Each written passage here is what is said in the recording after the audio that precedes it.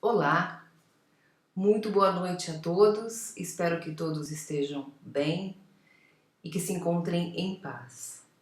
Hoje vamos continuar com as nossas palestras, então sejam todos novamente muito bem-vindos e continuando com o capítulo 4 hoje do livro Busca e Acharás, ditado por Emmanuel e André Luiz através da mediunidade de Chico Xavier. O tema de hoje tem o título de Calamidades e Provações. E nesse título, ele começa com as primeiras frases, né? A primeira frase ele começa assim com a gente.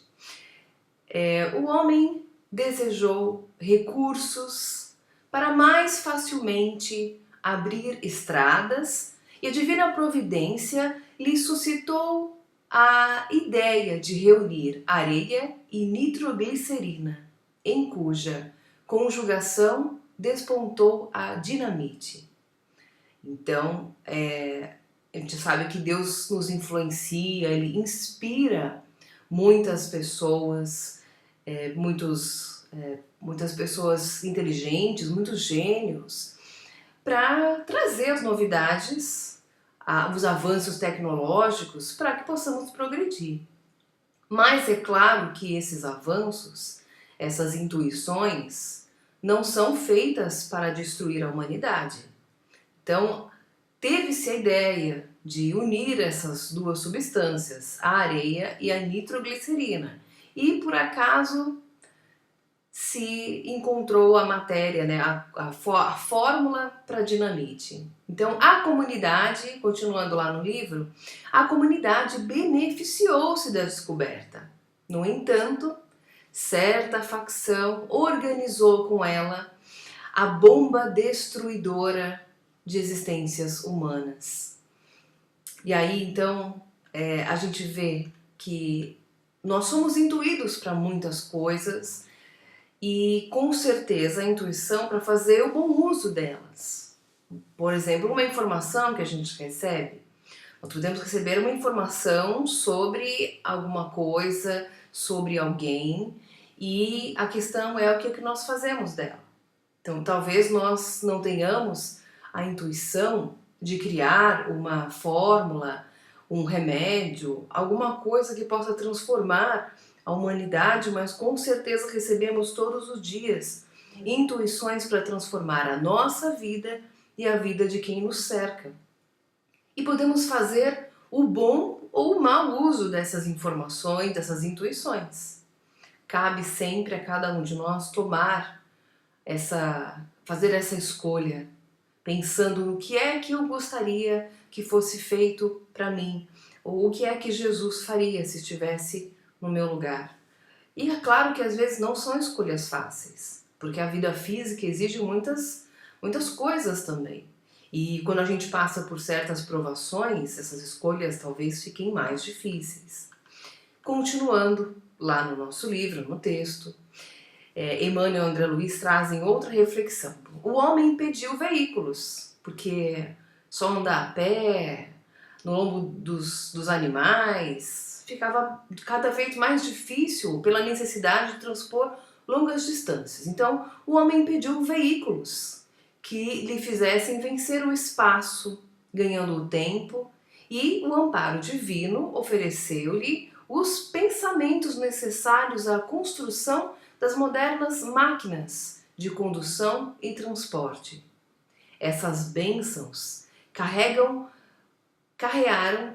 essas bênçãos carrearam progresso e renovação para todos os setores das aquisições planetárias. Entretanto, apareceram aqueles que desrespeitaram as leis do trânsito, criando processos dolorosos de sofrimento e agravando débitos e resgates nos princípios de causa e efeito.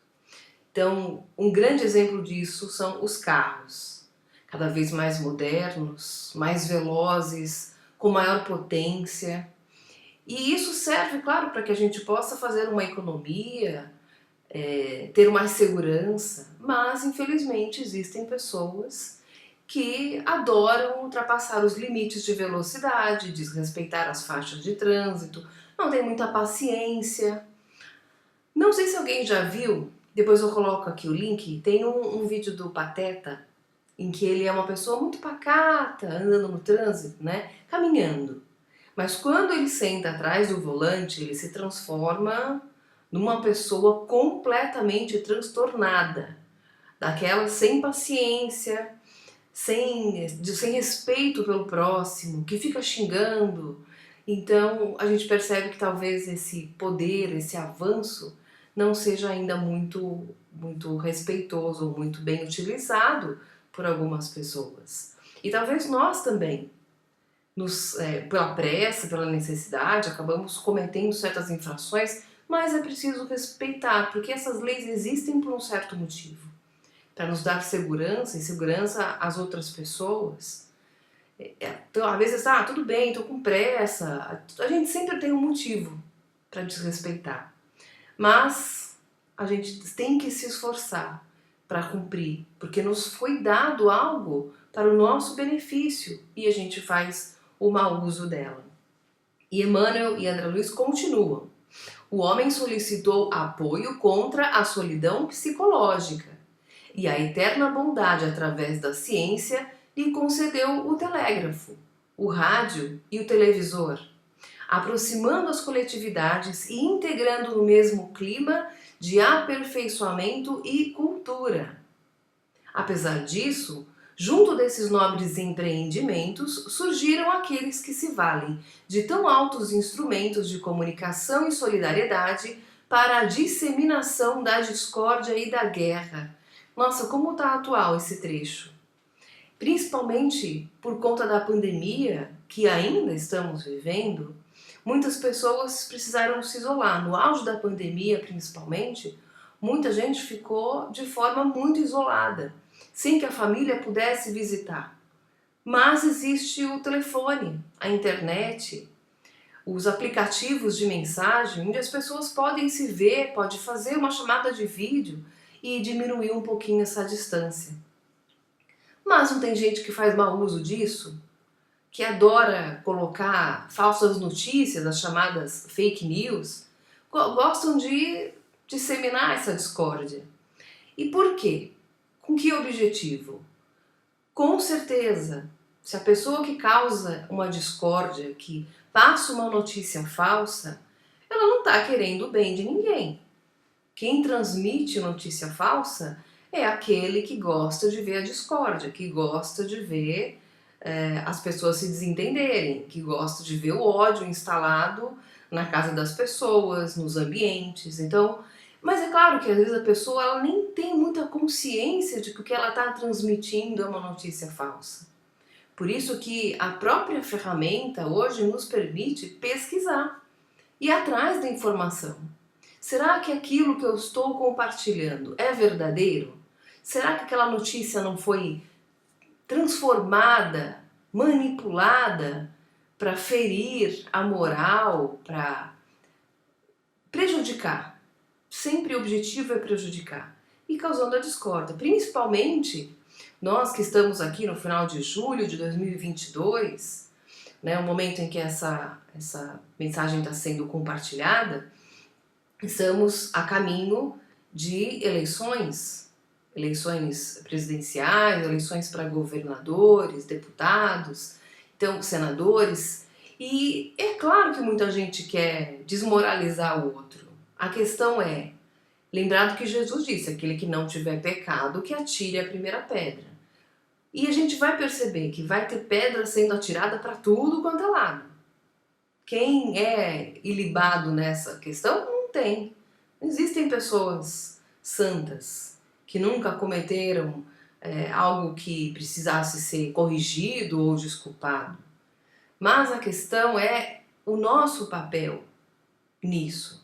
O que é verdade, o que não é, o que eu devo fazer, o que eu preciso buscar. Sempre buscando a verdade, é o nosso papel. E cobrar, ir atrás, fazer o nosso papel de cidadão. Mas você não me prometeu, não prometeu que ia cuidar disso, que ia fazer isso, por que está fazendo isso agora?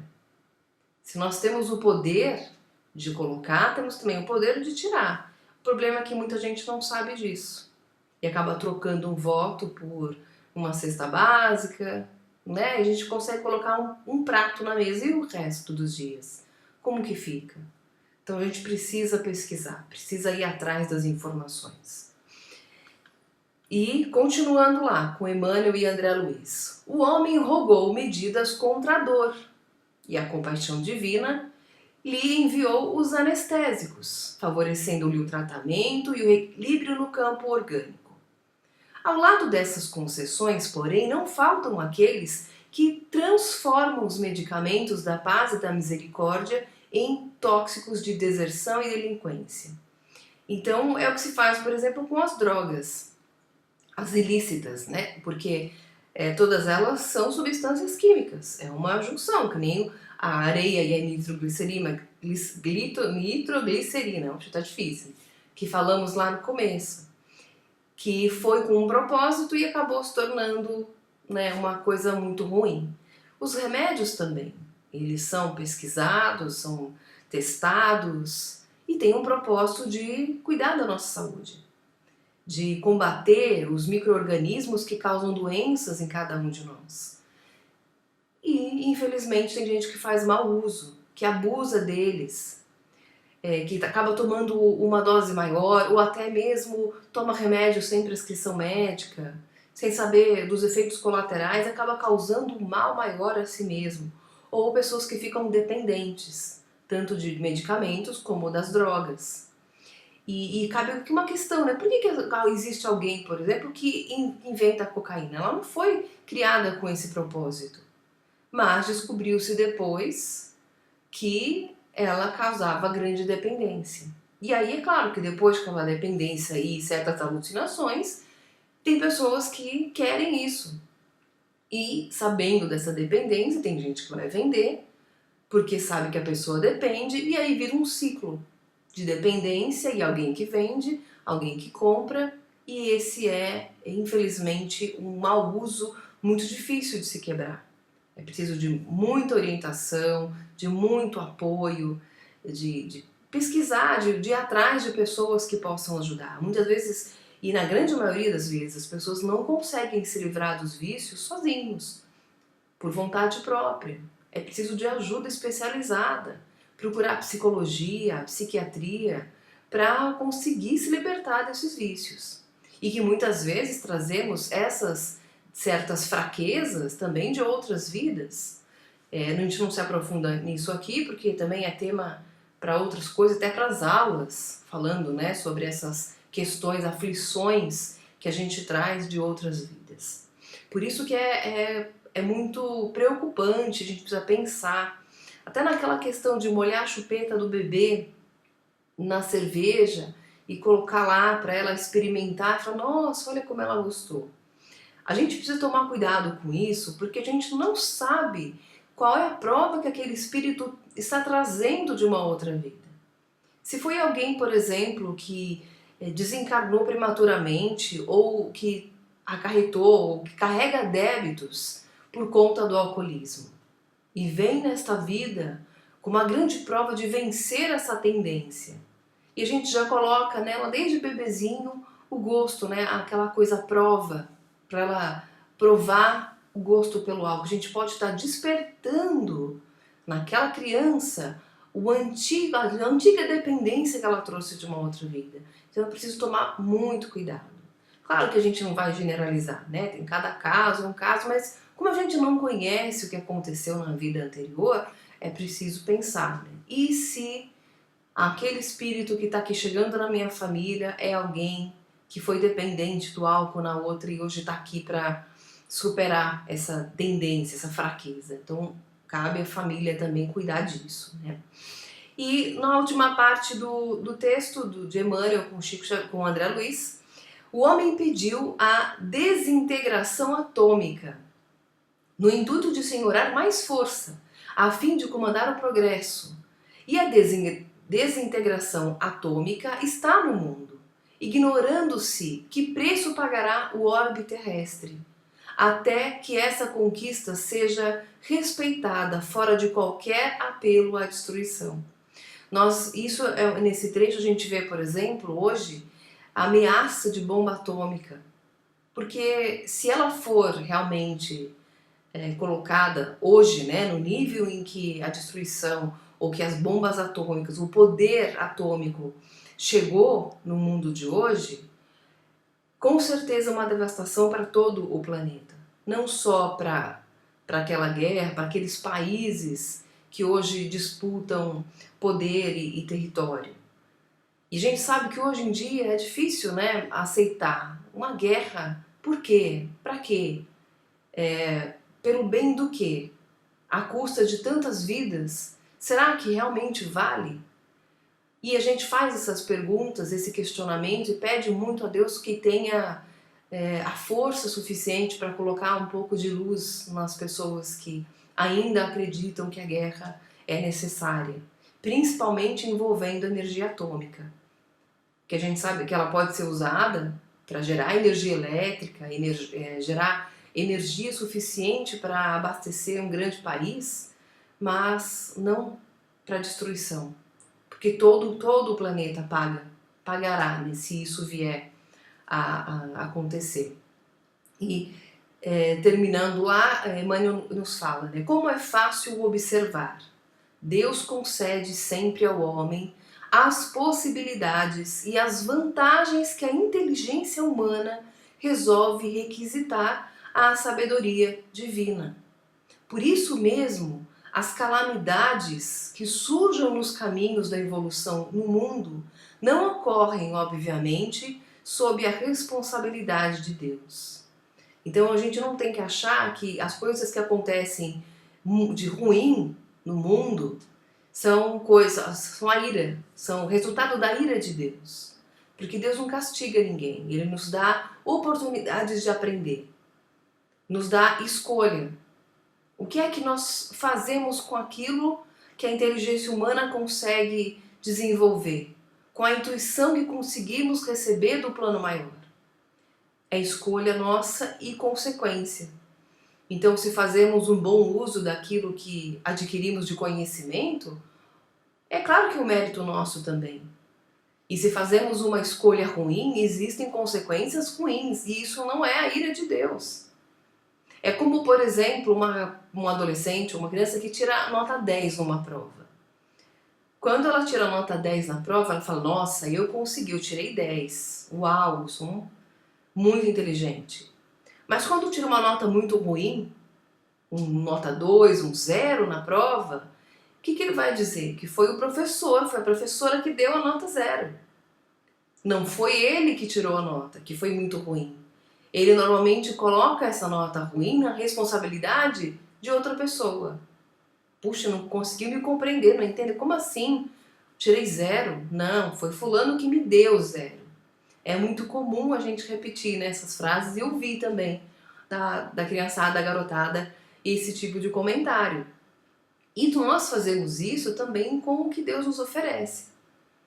Se é alguma coisa boa que a gente conquistou, a gente acaba falando que foi mérito nosso. Não foi presente de Deus. E quando alguma coisa dá errado, porque nossas atitudes foram erradas, a gente acaba achando que foi Deus que nos castigou. Mas também não foi. São consequências de nossas escolhas, de nossas atitudes. Então, se a gente quer uma vida de progresso, de atitudes, de coisas boas, nós precisamos mudar a forma com que agimos. Da maneira que a gente fala, da maneira com que a gente trata ao mundo, as pessoas e inclusive a nós mesmos. Nos respeitar nossos limites e superá-los. Mas sem tropeços, sem atrapalhar, não precisa ter pressa. A evolução não dá saltos e nós também não damos. Então, mais do que simplesmente só apontar, precisamos olhar para dentro de nós e descobrir o que é que nós podemos superar em nós mesmos. É o nosso exemplo que muitas vezes vai mudar a situação que vivemos. Então, deixar de espalhar falsa notícia, tudo aquilo que chega pelo celular, a gente compartilha porque achou, né, aquilo muito interessante, mas questionar, será que é verdade? principalmente em questões de política, né? Será que eu vou conseguir mudar a opinião do outro porque é isso que eu acho que é verdade?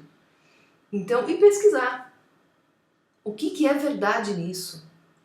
Não existem pessoas santas, não existem pessoas com a ficha completamente limpa, não. Pesquisar, ir atrás da verdade e não fazer mau uso daquilo que chega para nós. Seja ela uma verdade ou seja ela uma mentira. Seja uma coisa boa que possa fazer o progresso ou seja algo que possa destruir. É como numa briga de trânsito, por exemplo. Se você tiver uma arma na mão, por exemplo, se quando você numa briga, ou pode ser de trânsito, ou até mesmo se você estiver sendo assaltado e tiver uma arma na mão. O que é que a gente vai fazer naquele momento? Será que nós somos educados para reagir de forma correta? Ou para não reagir, para agir de forma mais consciente? Tenho certeza que não. Nós não temos essa cultura.